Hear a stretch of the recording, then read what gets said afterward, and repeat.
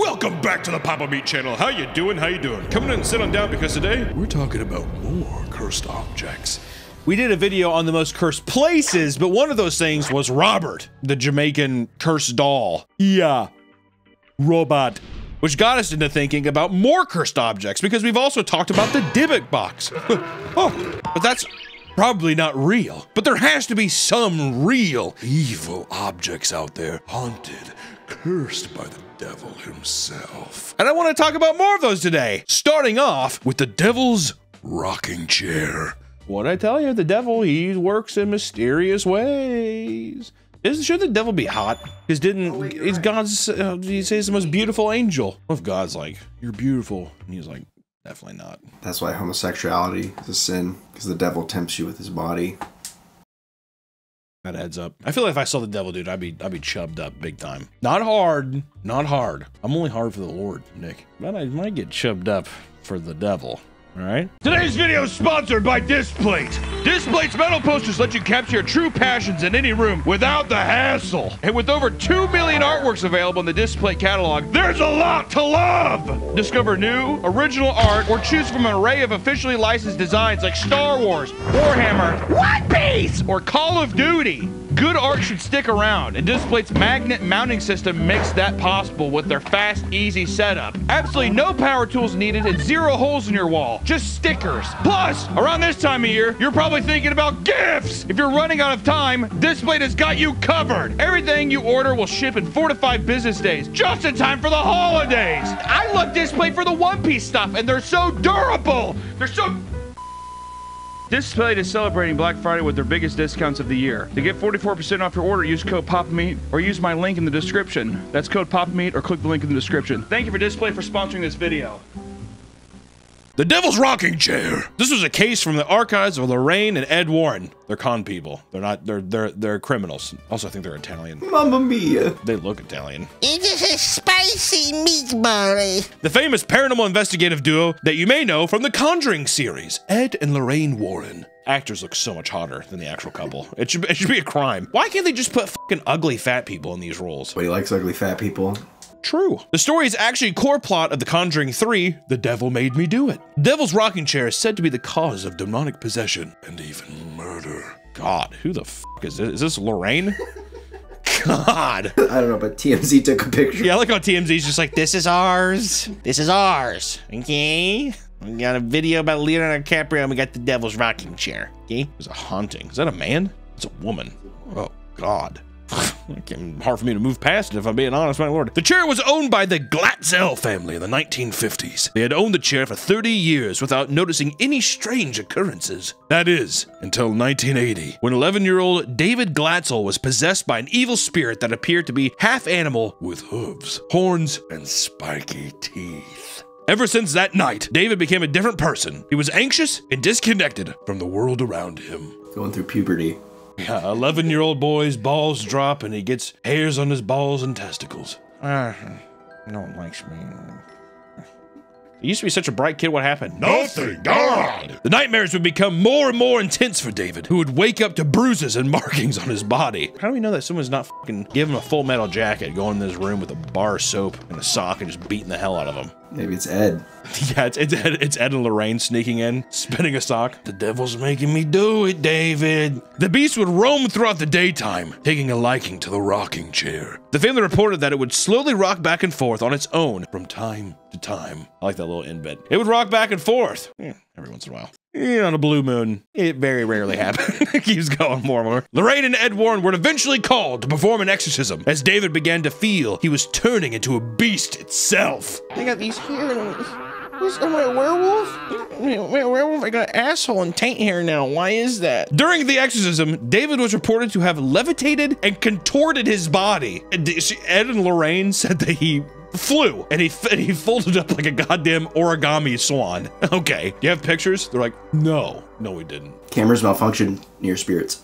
That's one thing how has there not been a camera company that has made paranormal exclusive technology? It would sell like hotcakes, Nick. It would sell like hotcakes. The devil doesn't want it to work. And therefore, it won't work. 24-year-old Arnie Johnson, the fiance of David's sister, decided to take matters into his own hands. Arnie went to the first spot David claimed to see the demon so he could provoke it and ask to take him instead. Like others, like I like to imagine the guy as like a pop collar. He's like, leave the fucking kid alone and take me, motherfucker, take me. They were able to successfully remove the demon from David and restore control to his body. However, upon leaving, it soon entered Arnie Johnson. He would come to have the same visions as David. Yeah, which it was odd, but it did possess the man who provoked it, and he did have similar nightmares. When Johnson became possessed, things took a much more violent turn. He was charged with murdering his landlord and stabbing him repeatedly, which his fiance witnessed fully. God damn. Arnie's just like, I got the devil in me. She's like, okay, thank you. During the court case, they tried to use demonic possession as a defense, but to no avail. Johnson was found guilty and sentenced to 10 to 20 years in prison. He served 5 years and was released for good behavior. What? You just stabbed the landlord to death. You stabbed a human being to death. Yeah, 5 years is fine. Go ahead. Go on, Arnie. You rapscallion. Surprisingly, the Gladsels kept the rocking chair even after moving houses. Because of this, they were never fully rid of the paranormal occurrences. People who sat in the chair would suffer severe back pain that required medical attention. The chair was eventually purchased by Zach Bagans for $67,000, and it was placed in his Haunted Museum in Las Vegas. Of course it would be. Zach can't just not let things be. He has to own every piece of paranormal paraphernalia out there. Also, it's probably a fucking uncomfortable rocking chair, dude. I bought this chair for $67,000. Don't sit in it, you'll get back pains from a demon. Let me get this straight. David sat in a chair when he was 11, and he's like, I'm turning into a monster. We believe that it was him basically just going through puberty, balls dropping. He's probably getting horny, hard for no reason. It's the worst time in a boy's life when they get hard for no reason at all. And then all of a sudden,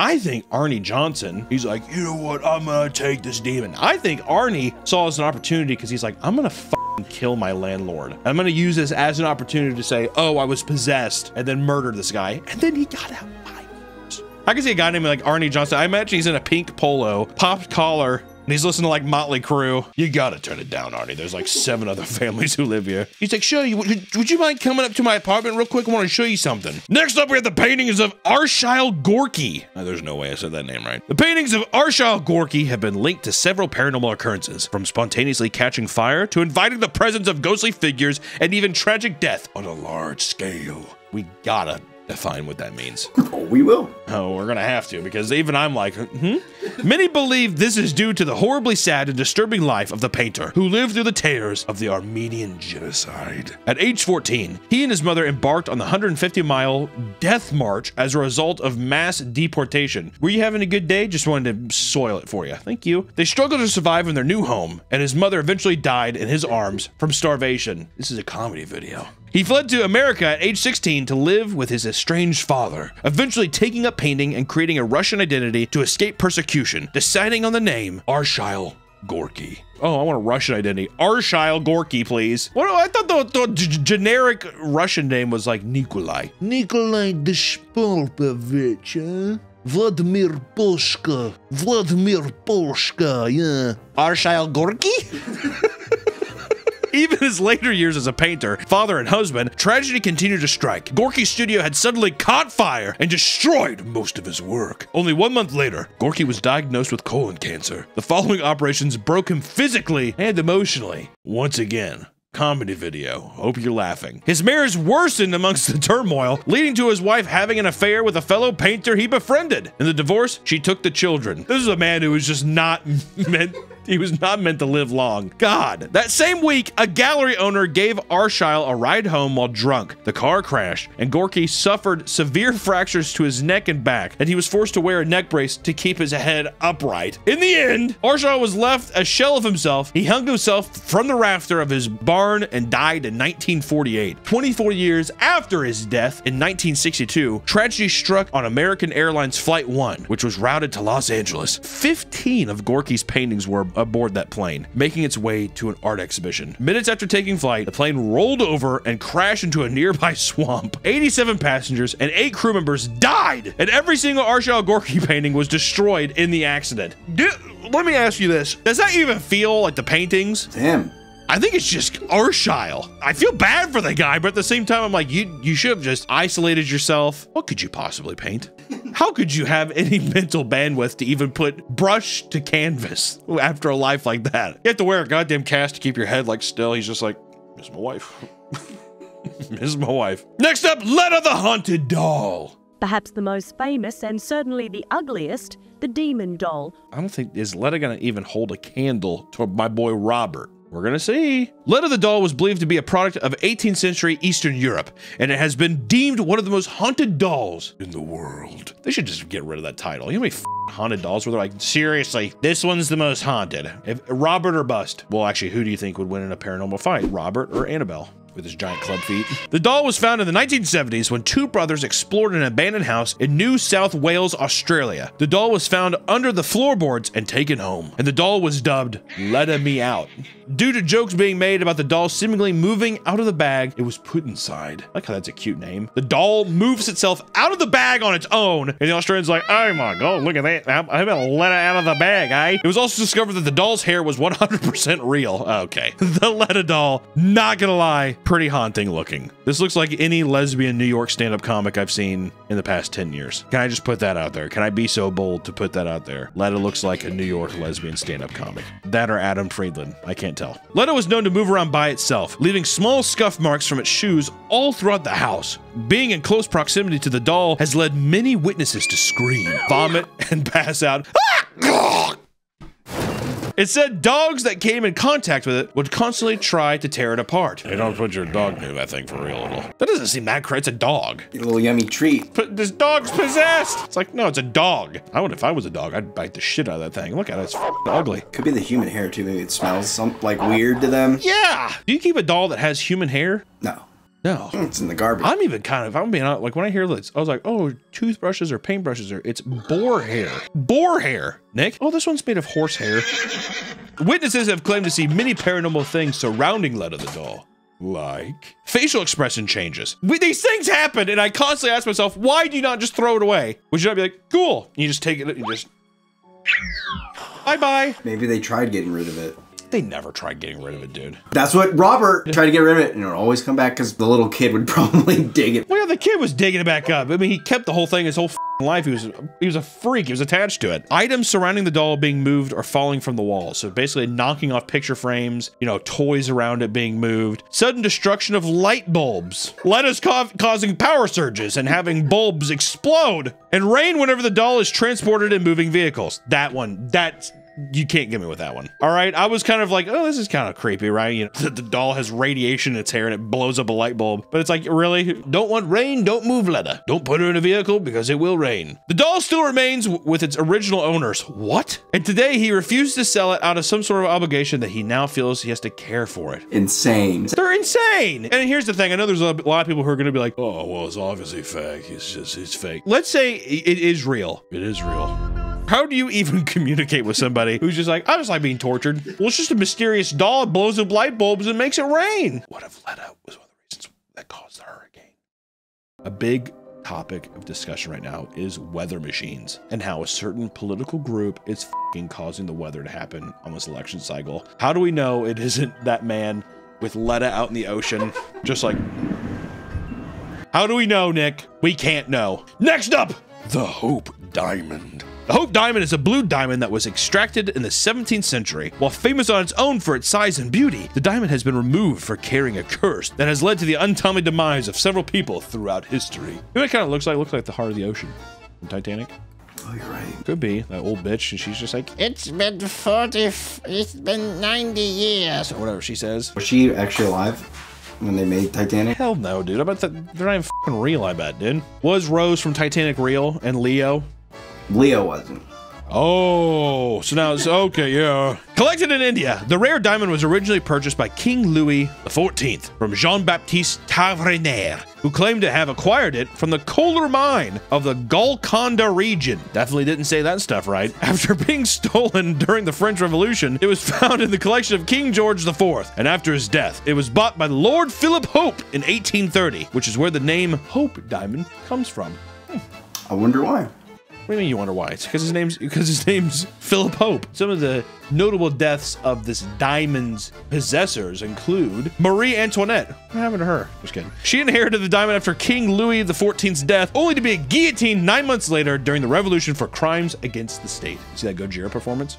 Sick. Or Princess Marie Louise, Marie Antoinette's close confidant. She wore the diamond temporarily, only to die soon after during the September Massacre in 1792. This was during the Revolution, when the mobs of Parisians murdered people, mostly prisoners, believed to be the Old Order. The French Revolution sounds fun. Good time. French Revolution video? People would love that. You know why I don't want to do it? Because I hate the French. Or we can talk about Willem Falls, a Dutch jeweler that shaped the uncut 115-carat diamond into its current shape. And after doing so, his son allegedly stole it from him before murdering his father and then taking his own life. You know what the curse is? It's that it's like you can't trust a single human being to have just like a nice thing. No one can ever just let somebody have a nice thing. This is the curse. Or Simon Marchand, a Greek merchant who briefly owned the Hope diamond, and after reselling it in 1910 to Pierre Cartier, he took his own life by driving off a cliff with his wife and his child in the car.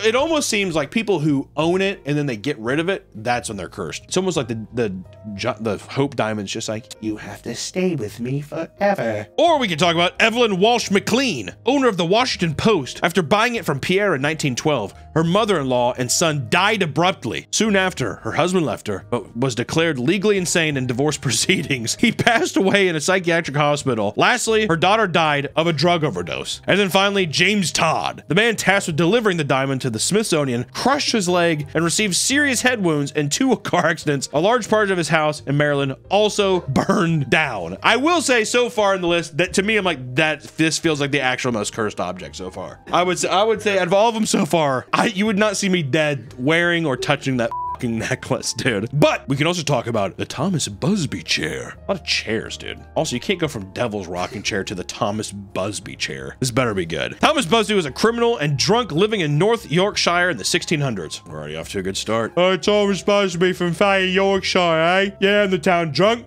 You. He married a woman named Elizabeth, whose father was an equally deplorable small-time crook. This man, named Daniel Awady, owned a farm that was customized to aid his crimes. The farm he named Donati Hall featured a hidden room connected by a secret pathway to the cellar. Busby and Awady befriended each other, committing crimes as a team. However, they did not get along well. Dun, dun, dun. As the story goes, Thomas Busby and Awady began a heated argument that led to Awady threatening to take Elizabeth away from him. Busby was further enraged by the fact that Awady was sitting in his favorite chair, which he promptly threw him off before returning home for the night. The argument had kept Busby up at night, and in his anger, he grabbed a hammer, returned to Donati Hill, and beat Awady to death. This is some serious 1600 behavior. Busby attempted to hide the body in the woods, but failed. His remains were discovered, and Busby was charged with murder and given a death sentence in 1702. Not only was he being hanged from a gibbet, but his body would be dipped in tar and presented in front of the inn that he owned, now renamed Busby's Stoop Inn. Dude, how brutal, man. How f***ed up is that? You're gonna be hung, but they're gonna dip you in molten hot fucking tar. You know they threw feathers on him and shit, too. That is one thing. If I could go back in the day, oh, I would tar and feather somebody in a heartbeat. Wouldn't you not? Probably, if I was at the time. At the time? Yeah, you know how fun that would be? What else are you gonna do? Read a book? Doesn't happen every day, too. So that's like a big event. Yeah, it is a big event. It's almost just being like, oh my god, they're gonna tar and hang somebody, you know, and you fucking kill a chicken, like rip out the feathers real quick.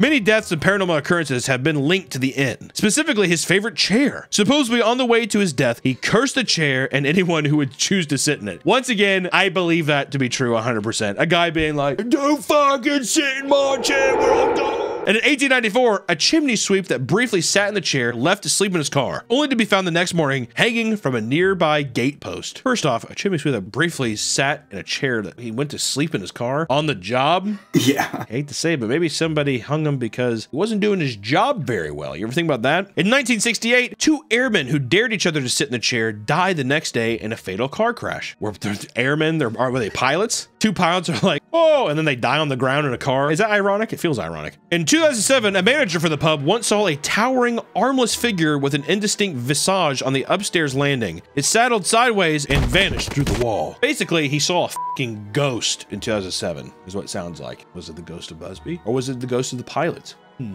Eventually, the chair was secured in a cellar before being donated to the Thirsk Museum. It now sits untouched for decades, high up on a wall to prevent anyone from sitting on it. That's kind of f***ed up, dude. You think even if you just touch it, you're still cursed? You gotta sit in it. You have to sit. Okay. I wonder if you talk shit on the chair if you also get cursed. I wouldn't sit in that. It looks f***ing uncomfortable. Busby's just like, it's a comfy chair, you fuck. Or we can talk about the Iceman curse. The Iceman, known as Otzi, a 5,300-year-old mummified hunter that was discovered by a German tourist in Tyrolean Alps in 1991. Yeah, that's kind of recent. In terms of finding like a preserved body, how often do we find, you probably don't find preserved bodies that much, do you? While the discovery itself was celebrated, there's a dark and strange phenomenon in which those that helped retrieve Otzi were subjected to unfortunate deaths. This was known as the Iceman curse. In 1992, forensic pathologist Rainier Hen used his bare hands to help put the mummified corpse into a body bag. Later, while on his way to give the lecture about the Iceman, he died in a fatal car accident. Ooh, I don't know if I would touch the body even if it's that old with my bare hands. Put some gloves on, dude. Is there still bacteria? Would he still have bacteria if he's that preserved? Or would he just be clean? That's like a big thing going on right now. As the ice caps are melting, bacteria that was like lay dormant is now awakening. Lovecraftian. Cthulhu. Kurt Fritz, the mountain guide that helped Rainier Hen uncover the body, died in a sudden avalanche after being struck by falling rocks. And next was Rainier Hosel, who was doing camera work for an internationally produced documentary about Otzi's extraction from the ice. And several months after the broadcast, he passed away due to a brain tumor that developed soon after the program was broadcasted. And in 2004, Helmut Simon, one of the original discoverers of Otzi, died falling 300 feet from a cliff during a hike in Austria. A sudden blizzard interrupted their travels, carrying off the ledge and burying him in ice. Dieter Warneck was the head of the mountain rescue team sent to find Simon before his death. An hour after the funeral, he died of a heart attack. And 1 year later, Konrad Spindler, the archaeologist who inspected Otzi's body, died of complications of multiple sclerosis. It was known that he had always scoffed at the idea of a curse, even joking about how he would surely be the next victim. Then the seventh and final death related to the Iceman was Tom Loy, a molecular archaeologist who was responsible for determining Otzi's exact cause of death. He had written a book on Otzi, but was killed after being diagnosed with hereditary blood condition soon after completing it.